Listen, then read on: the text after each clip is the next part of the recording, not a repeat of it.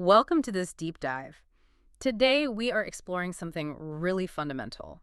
We are looking at English greetings. Right, the very basics. Yeah, exactly. Our baseline information today actually comes from a guide designed for absolute beginners. People just starting to learn English. Right. And since we want to be very helpful for the beginner English learners tuning in today, we are going to speak very slowly and very clearly. We really want to break these rules down. We do, because, our mission here isn't just to review flashcards. We are using this beginner guide to uncover the hidden social codes that native English speakers use every single day. It's a fascinating reverse engineering process, really. Yeah, how so? Well, when you look at these basic building blocks of a language, you suddenly see all this complex social data that we transmit in just a fraction of a second. Oh, wow, yeah. Think about how fast those interactions are. It is like a spy movie. A spy movie. Yeah, there's always that tense scene where the hero has to get past a massive security door. They need a retinal scan, a voice print, a password. Right, high stakes. Exactly. But you, the listener, you actually do a version of that multiple times a day. Only your password isn't a retinal scan. No, it is the very first word out of your mouth when you meet someone. Yes. The initial greeting. Let's talk about that. That greeting acts as the ultimate social password. It tells the other person your relationship to them. It sets the tone immediately. Exactly. And if you use the wrong password, it causes, well, social friction. Right. So let's get into the mechanics of those passwords. Before we even think about the time of day, the basic word you choose is like a volume dial. A volume dial for intimacy. Yes. It signals how close you are to the person. Let's look at the three main words. Hello, hi, and hey. Big three. Let's start with hello. The beginner guide says hello is the most universal tool. It works everywhere. It really does. It is very safe. I like to think of it like a wardrobe. Hello is a perfectly tailored suit. Oh, I like that analogy. Right. You can wear a nice suit to a wedding or a business meeting or a nice dinner. It is never the wrong choice. It might be a bit formal for a backyard barbecue. Sure. But nobody is going to be angry at you for wearing a suit. Exactly. Hello is neutral. It shows a baseline level of respect. You can say hello to a judge in a courtroom. And you can say hello to your neighbor. Yes. But when we step down one level to hi, the rules shift. Hi is the casual standard. In our clothing analogy, hi is a pair of nice jeans and a nice shirt. Smart casual. Yeah, smart casual. It is comfortable. Most people wear it every day, but it still shows you made an effort. We use hi with friends, family, and coworkers, people we see all the time. Right. It makes the day smoother. Saying hello to your coworker every single morning can feel a bit stiff. Too formal. So hi is perfect. Which brings us to the third level, the super casual word, hey. H-E-Y, hey. If hello is a suit and hi is nice jeans, hey is a pair of worn-in sweatpants. Very comfortable sweatpants. Right, pure comfort. It means you are very close to someone, or you are in a very relaxed place. Yes, exactly. Oh, wait, I have a question about this. Okay, what is it? Hey is everywhere. You hear it in coffee shops, on TV, on the street. So why shouldn't a beginner just use hey for every situation? Oh, that is a dangerous trap. Really? Why? Using hey in a formal business meeting with a stranger is a massive mistake. But it's just a three-letter word. Yes, but in English, informality must be earned. Ah. Earn. Right. If you walk up to a stranger and say, hey, you are skipping the security check. You are acting like you are close friends. And they haven't agreed to that yet. Exactly. It is a bit disrespectful. You have to start with a tailored hello, give it some distance, then later you can wear the sweatpants. Okay, that makes sense. Put in the time with the suit first. Yes, read the room. Okay, so that is the intimacy dial. But there's another variable, the clock. Ah, yes. Time dictates the vocabulary. Yes, English requires you to acknowledge the time of day. The formal time blocks. Let's break them down very slowly for our learners. First is good morning. Good morning is used from 6 a.m. until exactly 12 p.m. Until noon. Right. Then good afternoon starts. It runs from 12 p.m. until roughly 6 p.m. And finally, good evening. That starts at 6 p.m. Right.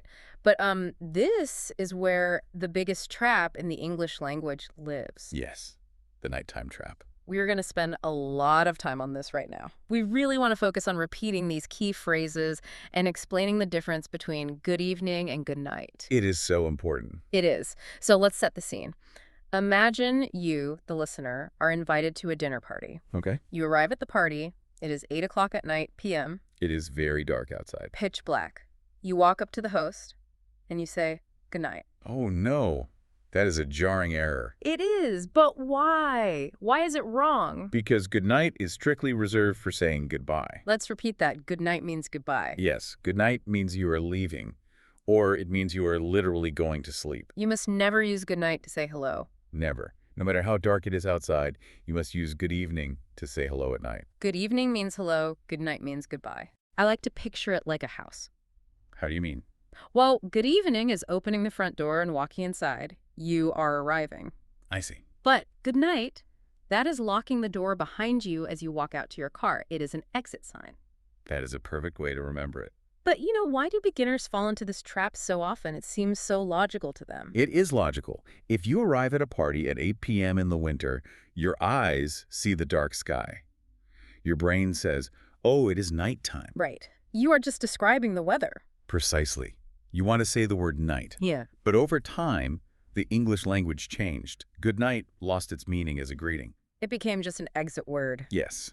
It terminates the interaction. It ends the day. So if you say good night when you arrive, you are confusing everyone. Your body is saying, I am here to socialize, but your mouth is saying, I am leaving now. Goodbye. That would definitely throw people off. Yes. You must use good evening. Let's practice that. Good evening. Good evening. Perfect. Evening means the night is still active and open for connection. All right, so good evening gets you inside the house. Right. But you aren't done yet. English demands a status report. Ah, the how are you culture. Yes. The wellness check, it is completely attached to the greeting. Asking how are you, or how's it going, is basically the second half of hello. It is a social ritual. It is not a real medical question. No, please don't list your aches and pains. Please don't. There are acceptable answers. Let's look at them. The standard formal answer is, I am fine, thank you. Yes, that is very traditional. Then there is, I am good, which is very common. And pretty good. That is friendly. Let's talk about I am fine, thank you. Every beginner textbook teaches this. They do. But honestly, if I walk up to a close friend and say, hey, how are you? And they reply very stiffly, I am fine, thank you, I am going to think they are angry with me. I would too. It sounds very robotic. Very robotic. Grammatically, it is perfect. But socially, it is like a wall. It says, let's stop talking about me now. It stops the conversation. Yes. It is much better to say, I'm good. Or pretty good. With a little bit of energy. Exactly. It shows you are relaxed and open to the ritual. Okay, but there is a hidden trap here too. Oh, the golden rule. Yes. You can say I'm good with lots of energy, but if you stop talking after that, you ruined it. You dropped the ball. You absolutely must throw the ball back. You have to ask them how they are doing. You add, and you, or how about you? Right. Let's repeat those phrases. And you. How about you? Think of it like a game of catch. Hello is picking up the ball. How are you? Addo is throwing it. They catch it by saying, I'm good. But if they just put the ball in their pocket in silence, the game is over.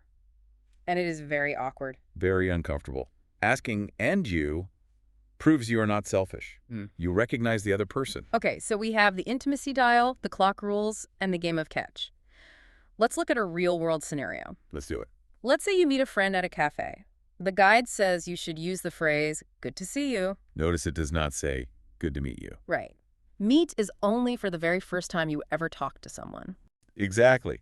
Good to see you. Shows you already have a relationship. It is very warm. What about the office? You walk past a coworker in the hallway. We don't say, good morning, how are you today? Every single time. No, we just say, morning. Just morning.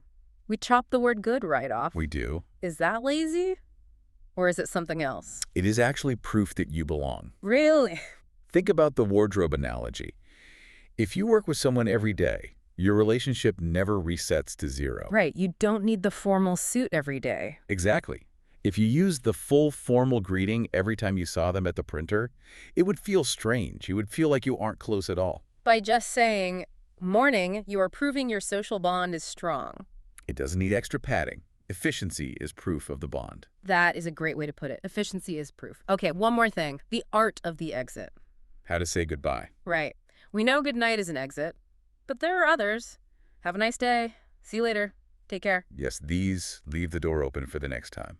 I really like take care. It shows you care about their well-being until you meet again. It is a very nice way to end the ritual. Okay, let's summarize all of this for our listeners.